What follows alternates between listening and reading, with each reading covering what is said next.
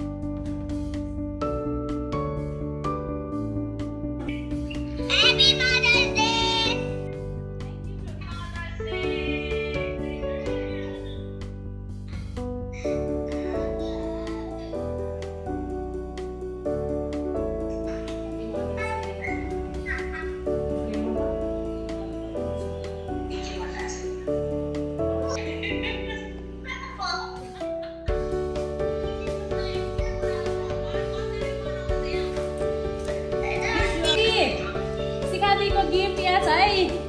Happy mother's day. यो चाहिँ सिकादीको तर्फबाट उहाँ सिकादीलाई थ्याङ्क यू भन्नु। धन्यवाद, थ्याङ्क यू, थ्याङ्क यू।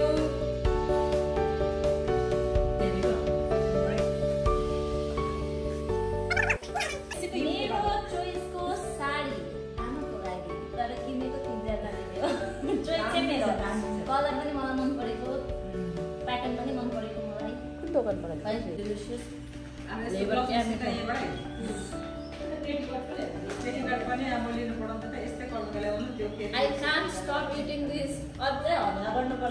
आमा कहाँ जानु लाग्नु भएको? आज माता तीर्थ औँसीको दिनमा आमालाई भेट्न गएको कोसेलीहरू लिएर।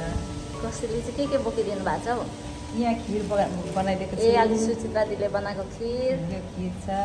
अन्त यहाँ आमाको लागि गिफ्टहरू छ। आमाले खाने अलिकति सामग्री छ। म गएको। हुन्छ। ह्याप्पी मदर्स डे सबै आमाहरूलाई नै। Happy mother's day to you आमा। आमा पनि लाग्नुभयो। आमा पनि बोजू घर लाग्नुभयो। हाम्रो बोजू घर चाहिँ छेउमै छ। यसरी चाहिँ आज हामीले माता तीर्थ औँसीलाई मनायौँ। अनि सम्पूर्ण आमाहरूलाई happy mother's day. Thank you so much guys and keep loving your momo.